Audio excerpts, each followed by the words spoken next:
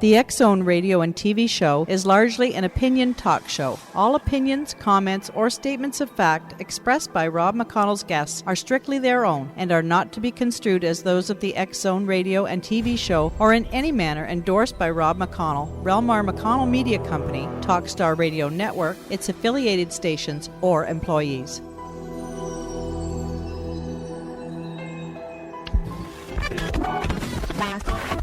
All Hit Radio.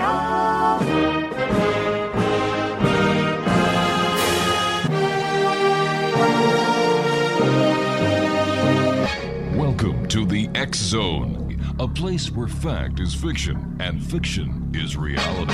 Now, here's your host, Rob McConnell. Hey lady, you lady, cursing at your life. You're a discontented mother and a regimented wife. I've no doubt you dream about the things you'll never do, but I wish someone had to talk to me like I wanna talk to you. Ooh, I've been to Georgia and California and anywhere I could run. Took the hand of a preacher man and we made love in the sun. But I ran out of places and friendly faces because I had to be free. I've been to paradise, but I've never been to me. And welcome back to the X Zone, everyone. My name is Rob McConnell. We're coming to you around the world on the Talkstar Radio Network, X Zone Broadcast Network, UK High Definition Radio, Euro High Definition Radio, Star Cable, and X Zone TV. 1-800-610-7035 is toll-free worldwide. Email xzone@xzoneradiotv.com. On MSN Messenger, xzoneradiotv@hotmail.com. And our website, www.xzoneradiotv.com. My guest this hour is Jim Bacon. We're going to be talking about Boomergeddon. No, it's not the end of the Australian boomerang. No, it's not the end of the world. And it's not the... Well, you know what? We're going to talk about it, and you'll see exactly what it's all about. Jim Bacon is the author of the book Boomergeddon, publishes the Bacon's Rebellion and Boomergeddon blogs. He's a graduate at the University of Virginia.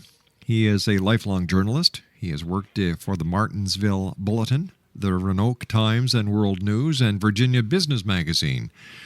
At the magazine, he joined the startup team as editor and rose to the rank of publisher before leaving in 2002 to launch Bacon's Rebellion.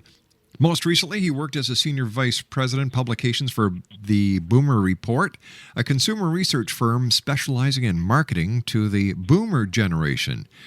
He has since rebooted his career as a freelance writer and author, and his website is www.boomergeddon.com. That's BOOMERGEDDON.com. And Jim Bacon, welcome to the X Zone. Hello, Rob. All right, the first question that I'm sure everybody is asking right now is, what is Boomergeddon? Boomergeddon is a name that I give to a fairly complex series of events which will occur I believe, some 15 to 20 years from now, which is when the federal government of the United States goes into default. And when I say it goes into default, it means it won't be able to borrow any more money. And when it can't borrow any more money, it's going to have a lot of trouble running the government. Now, isn't it true that China owns most of the paper that is out, that is being used for collateral here for loans in the United States? Well, I wouldn't say most, but it is true that China is the single largest foreign borrower of American debt, just ahead of Japan. And we are very dependent upon the Chinese or we have been in the past, very dependent upon them to keep the government running. You know, I'm sitting here thinking, wow, the American government not being able to work because it's going to be broke? Well, when it comes to describing the conditions of sovereign states like the United States or Canada or UK or anybody else, I don't know that you would necessarily use the word broke. That's kind of a colloquialism. It certainly can't go into bankruptcy because governments don't go into bankruptcy. They just have to keep on going one way or the other. What will happen is that when it can't borrow any more money, it will be limited to, its spending will be limited to what it can literally bring in through taxes. And which, in the case of the United States, will probably is now and probably will be in the future, maybe 60% of what we're spending. So you can see there's going to be an absolute crash in terms of government spending. All sorts of awful decisions will have to be made. Now, there are some other things that involve. There are some other options. All right, Jim. You and I have to take a 2-minute commercial break. When we come back, more of this. Boomergeddon. Jim Bacon's our special guest. www.boomergeddon.com. Interesting times ahead, according to our guest this hour. Once again, Boomergeddon.com. By the way, which is also the name of his book, Boomergeddon. Jim Bacon and I return on the other side of this 2-minute commercial break as we continue from our studios in Hamilton, Ontario, Canada.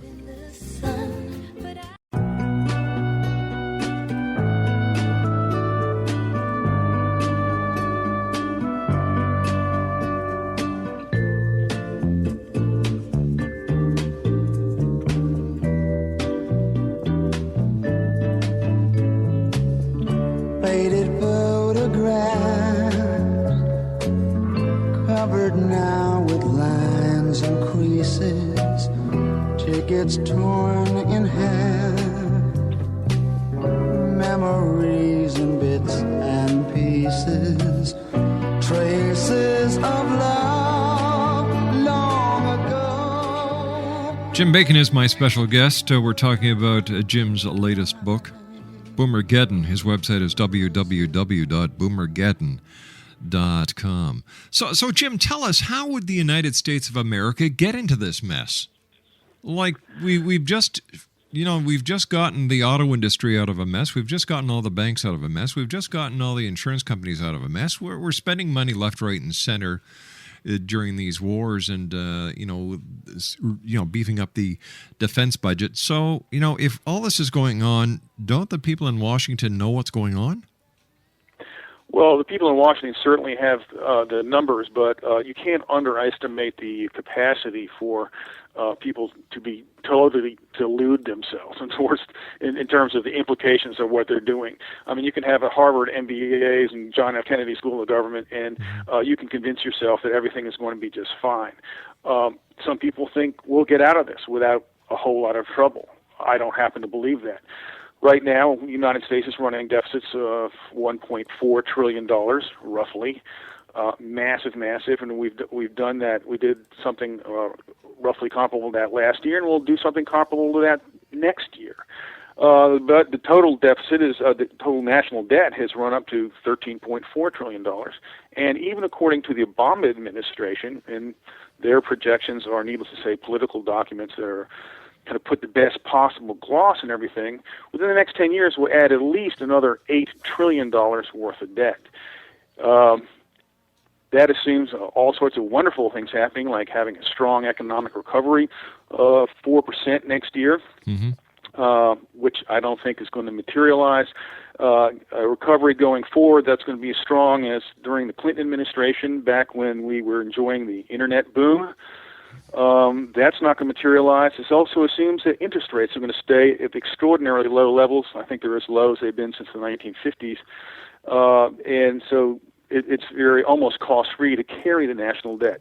Once interest rates start going up, then you start getting the miracle of compound interest, or maybe I should call it the horror of compound interest, working against you, and it just piles up faster and faster. And that's just in the next 10 years. So I could go on if you want to hear about it, about what awaits us then when the baby boomers all start to retire. Tell me, Jim, what would happen if Japan and China called in their notes?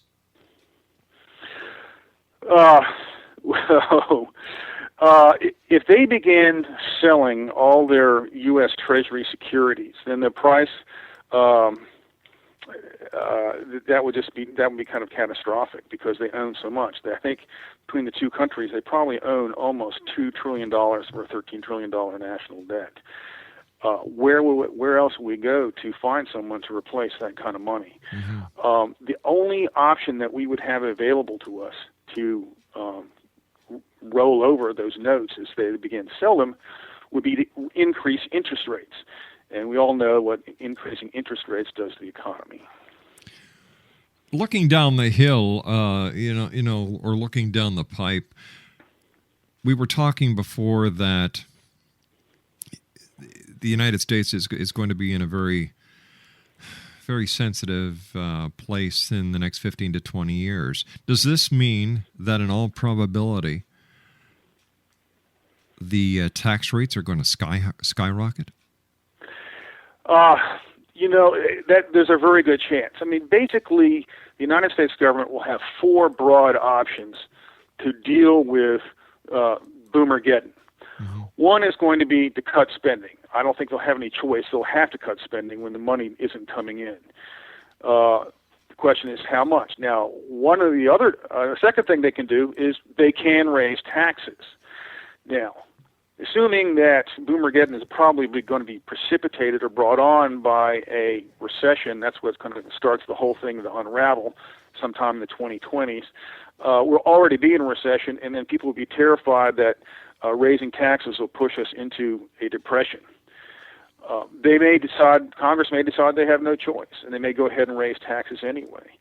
But if they do, what they will find is that people already will be so battered, and taxes already in the United States are so high, that they're not going to get as much revenue from it as they think. They might get some. It might be a net gain, but they'll also hurt the economy severely. So that's not something that anyone is going to want to do. Another thing they may do is, as we've seen from the examples of other countries that have been through this, is repudiate part of the debt. Now, if you roughly half of your debt is held by foreigners and half is held by domestic individuals and institutions, who do you think they're going to repudiate? The people who can vote or the people who can't vote? The people who can donate money to PACs and political action committees or the people who are not allowed to donate? That's the foreigners.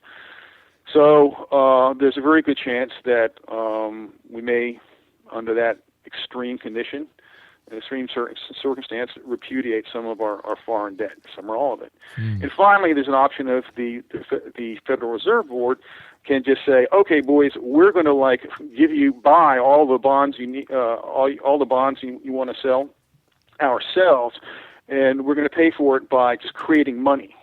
And when you create money, you inflate the monetary supply, and you will do it on such a large volume that you run the risk of unleashing hyperinflation. So none of the alternatives are good, and it's very possible that we might blunder through kind of a combination. We'll do a little bit of this and a little bit of that, and hope that we can somehow muddle through. It's going to be ugly, whatever we come up with. So what will the economic repercussions be for the United States and Canada when Boomergeddon actually strikes? Well, first of all, the United States is going to go through Boomergeddon probably, in all likelihood, long before Canada is.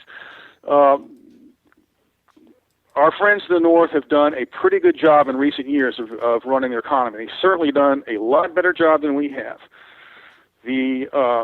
Your budget deficit is about half of what ours is as a percentage of the economy. Mm-hmm. You have reduced government spending over the last 20 years or so as a percentage of the economy while we've let it run up.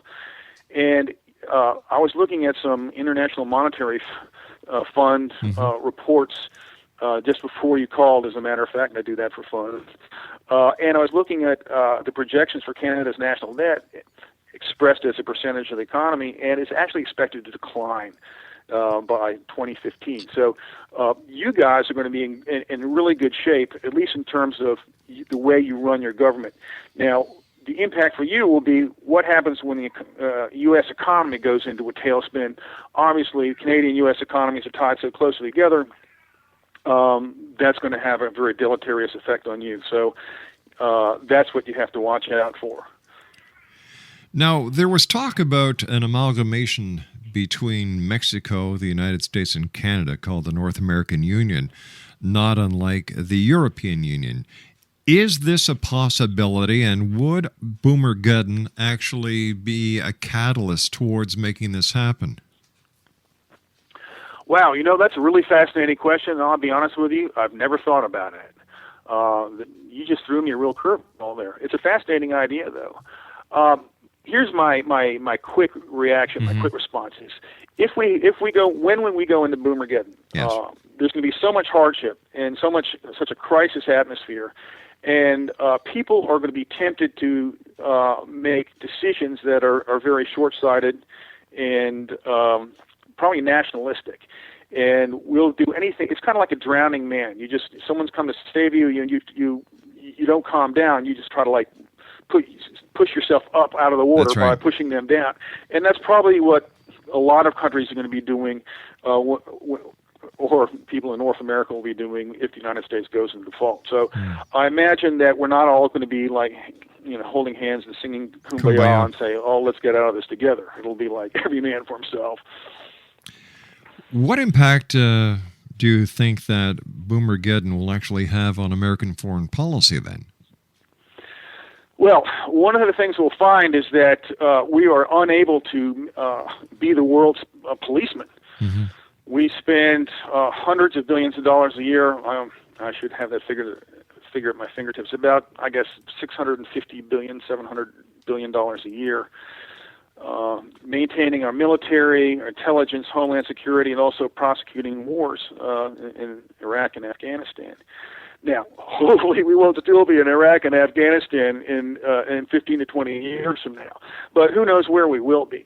And maintaining the American empire is really, really expensive. All those bases are expensive, and maintaining all its divisions of Army and Marines and flotillas of aircraft carriers and so on and so forth is really, really expensive. And we're just not going to be able to afford to do it all. So I think what's going to happen is that the American empire is going to, American sphere of influence is going to radically retreat because we simply won't be able to maintain it anymore. And then what happens after that? Then it kind of depends on whether you think that the United American presence abroad is a benign one or positive one or a negative one. I happen to think that in balance, we've done some things wrong. We haven't done everything right, but in balance has been we've been a positive influence. Mm-hmm. We keep the world open for trade. And if we're gone and all the local bad guys are able to get more assertive and kind of have their sway, I think you're going to see a lot more chaos around the world. So I think that's another kind of awful thing that awaits us. Jim Bacon is our special guest this hour, Exo Nation. His website is www.boomergeddon.com. That's www.boomergeddon.us. That's boomergeddon.us. The name of his book is Boomergeddon. 1-800-610-7035 is worldwide toll-free. My name is Rob McConnell. This is the X-Zone. We come to you Monday through Friday from 10 p.m. Eastern until 2 a.m. Eastern. The show is then repeated in its entirety from 2 a.m. until 6 a.m. and then once again from 6 p.m. until 10 p.m. nightly. I'll be back on the other side of this news break with our special guest this hour, Jim Bacon, talking about Boomergeddon, as we continue from our studios in beautiful Hamilton, Ontario, Canada. Whatever you do, don't go away. We'll be back after the news.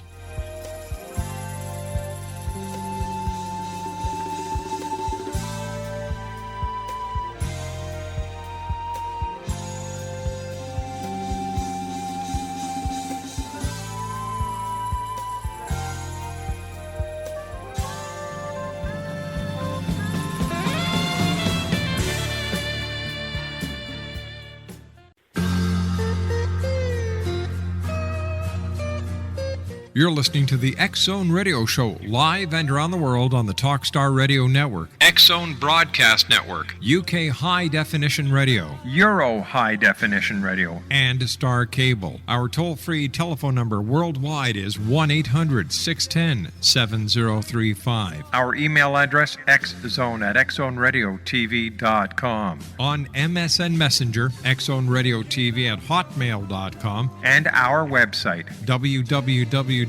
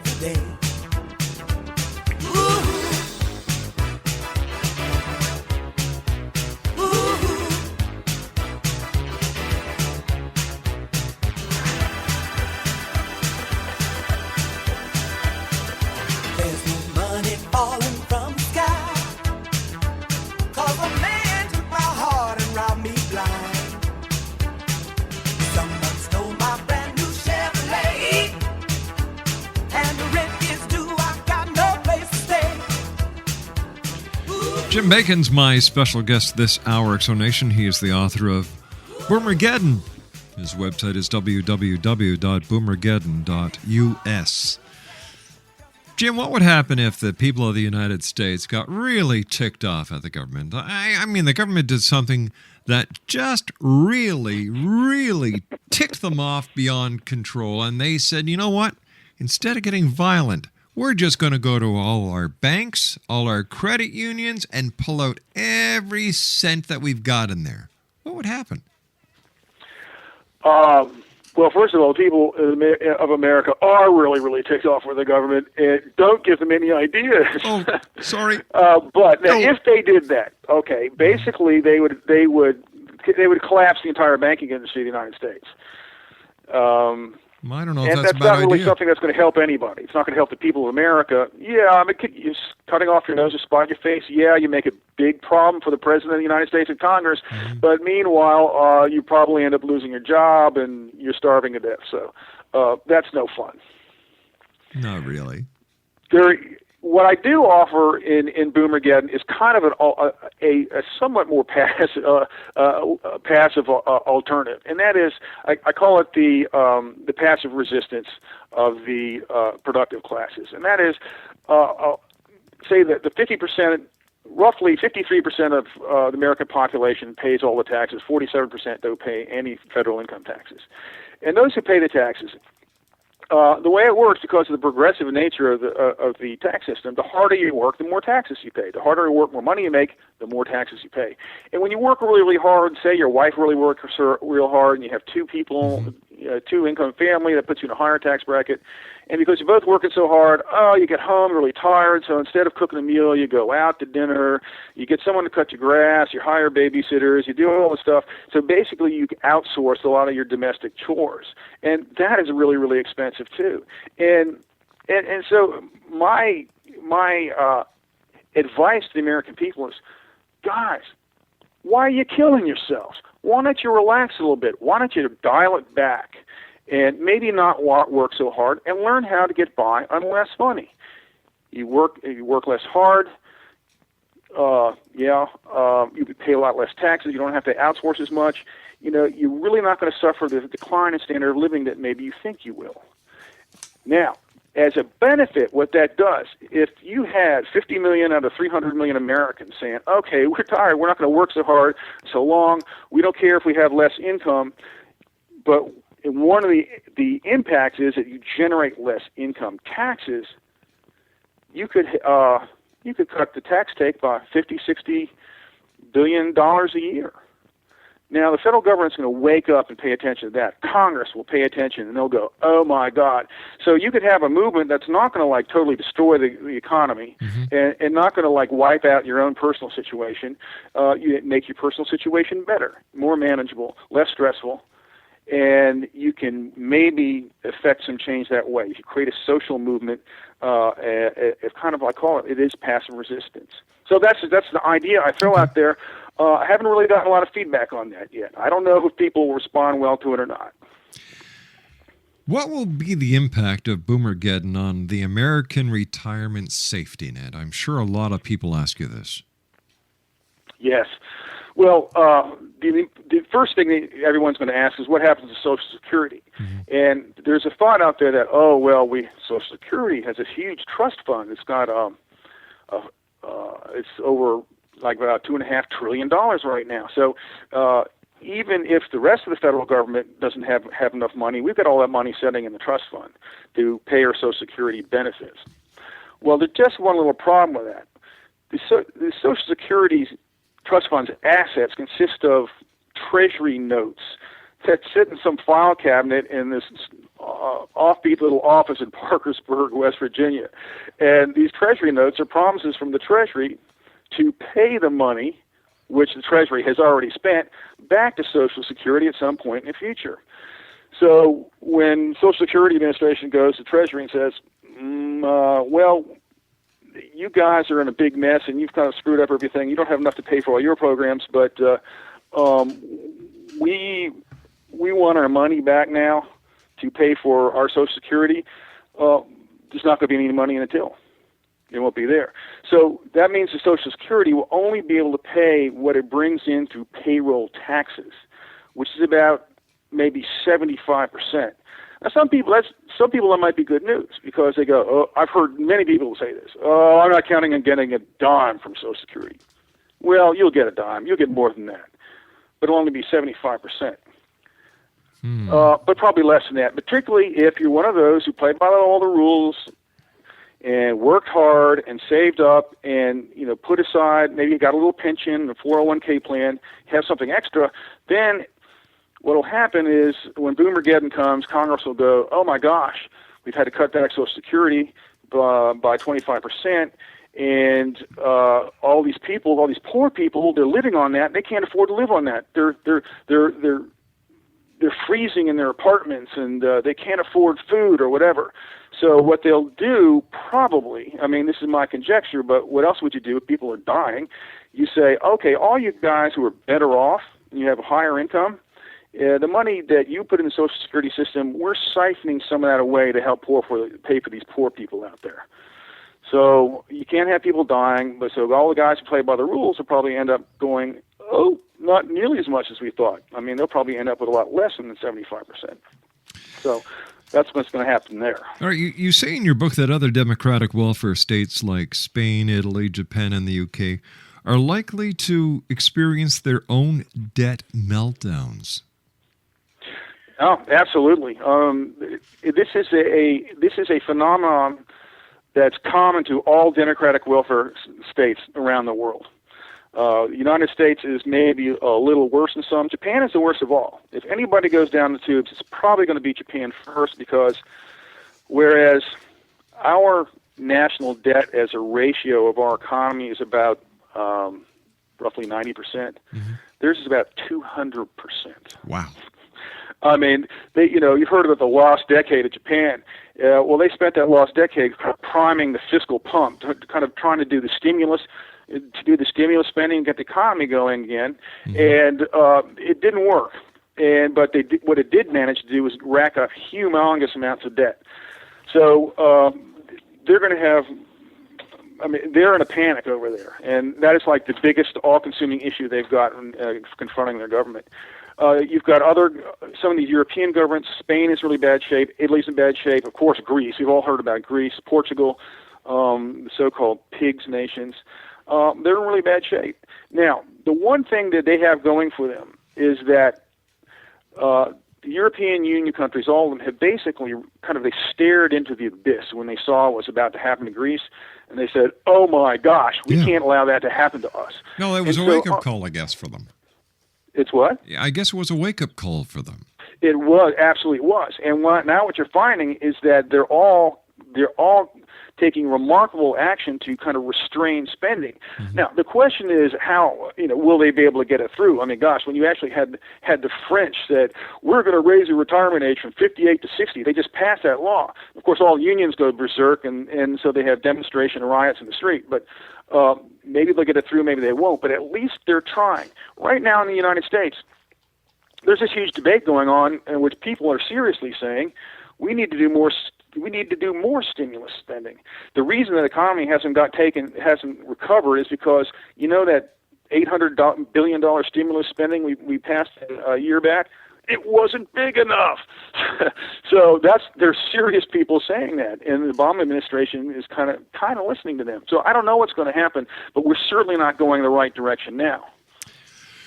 Exonation, Jim Bacon is our special guest to this hour. He's the author of Boomergeddon. His website is www.boomergeddon.us. That's www.boomergeddon.us. Tell me, Jim, are the baby boomers to blame for Boomergeddon, or did they get a bum rap? A lot of people blame the boomers for everything. It's like, oh, you greedy boomers. I mean, the first thing you did was you borrowed all that money, you got the whole country, leveraged up with debt, and you spent, and didn't save anything. Well, that's factually accurate, but it doesn't really tell the story. It doesn't really explain, well, how come we ended up spending so much more money? How come we got into so much debt? And part of that, we're not the only country. I mean, the Koreans got into huge debt. The United Kingdom got into huge debt, consumer debt. So it varied from country to country, but it was a phenomenon that traversed many countries. And the root common denominator isn't that baby boomers are somehow uniquely selfish. It's that interest rates are at a historical low. And when interest rates are low, the cost of incurring the debt is really low, and so it's easy to slip into it. And you combine that at the same time with some revolution in the financial industry, which was credit in the early 80s, taking credit cards, making it kind of a perk for the elite, and like the Diners Club, I don't know if you remember that. Oh, I sure do, yeah. Very prestigious to have a credit card, to a kind of plastic for the masses. Also, another innovation was the ability, to tap your home equity to borrow. So these things made it much, much easier. And some countries adopted some of those same kinds of things, and others didn't. So that explains some of the variation. So I don't think it's really the baby boomers' fault. Now, the other thing that people blame baby boomers about is that, you're going to wreck the retirement system. It's like there's so many of you, you're all retire, and you're not going to leave anything for the younger generations. All I can say for that is the baby boomers really can't be held accountable for the fact that their parents' generation had lots and lots of children all at one time. Okay, the baby boomers did not create the bulge of baby boomers in the demographic pipeline.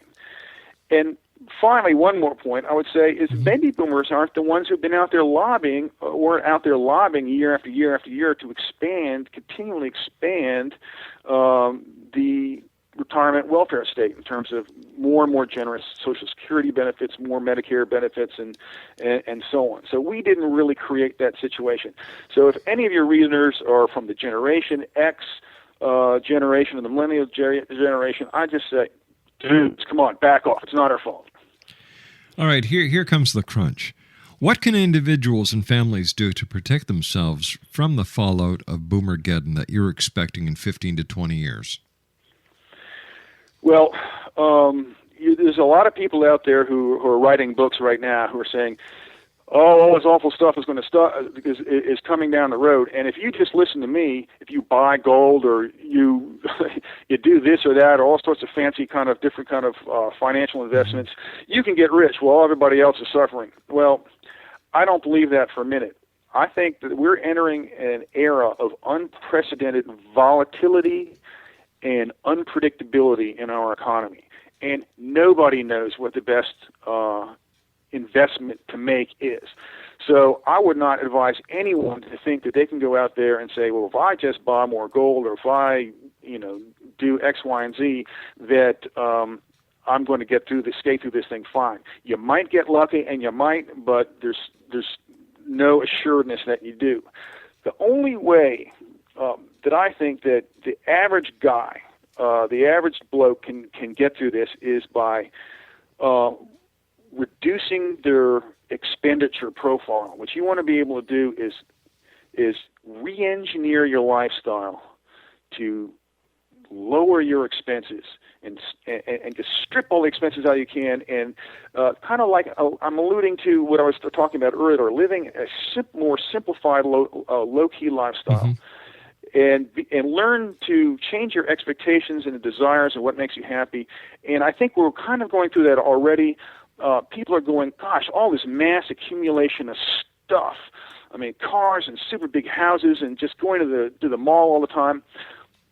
Now that we reflect upon it, it really wasn't all that satisfying. What's really, really satisfying is maybe pursuing a job or passion that you really love, and building and nurturing your relationships with your friends and your family. Those are the things that people really care about. So we focus on that, and instead of accumulating stuff and spending money. So that's the first trick.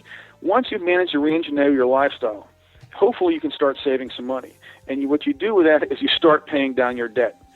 Because right now, some people say, oh, well, if there's going to be hyperinflation in the future, hyperinflation will wipe out all our debt.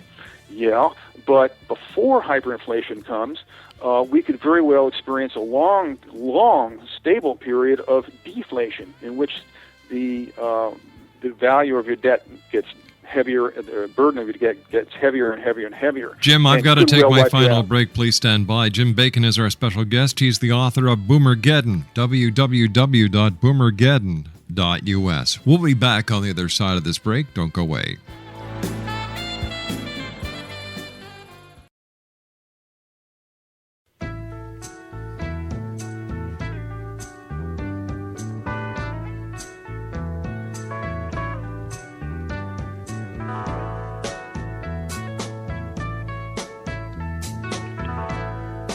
Love is but a song we sing, feels the way we die.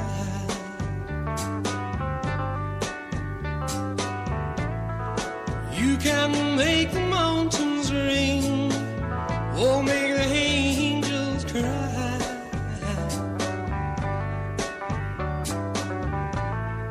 Though the bird is on the wing, and you may not know why. Come on, people now, smile on your brother, everybody get together, try to love one another right now. Jim Bacon's my special guest this hour, Exonation. He's the author of Boomergeddon. His website is www.boomergeddon.us. That's www.boomergeddon.us.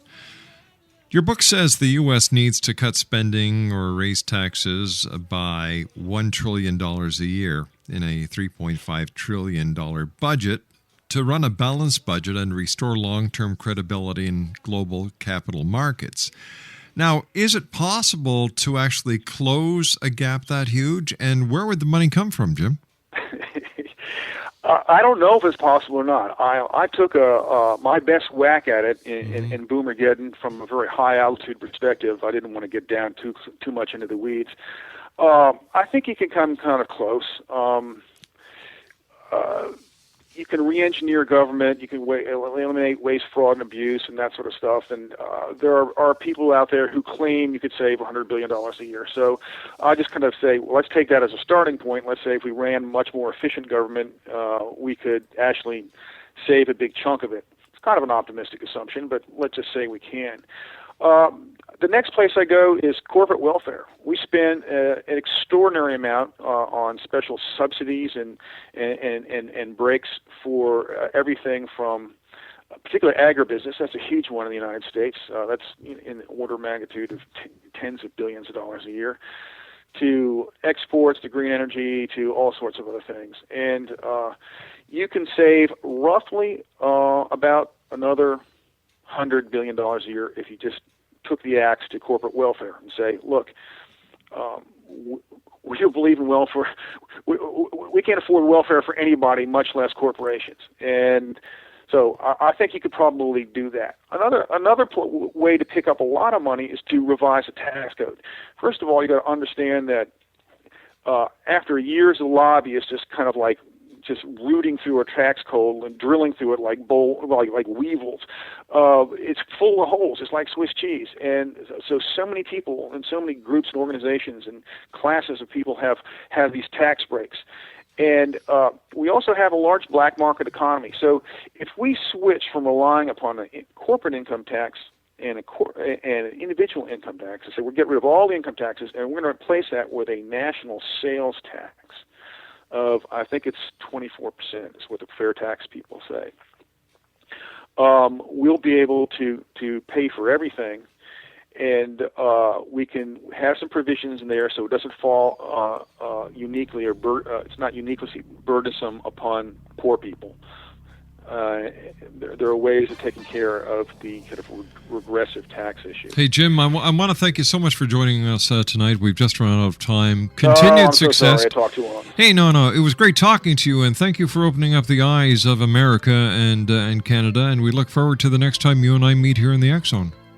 All right, Rob. Thank you so much. Take care, Jim. Jim Bacon has been my guest this hour, X Zone Nation. He is the author of Boomergeddon. His website is www.boomergeddon.us. I'll be back on the other side of this commercial break with the news as the X Zone continues from our studios in beautiful Hamilton, Ontario, Canada. My name is Rob McConnell. Don't go away.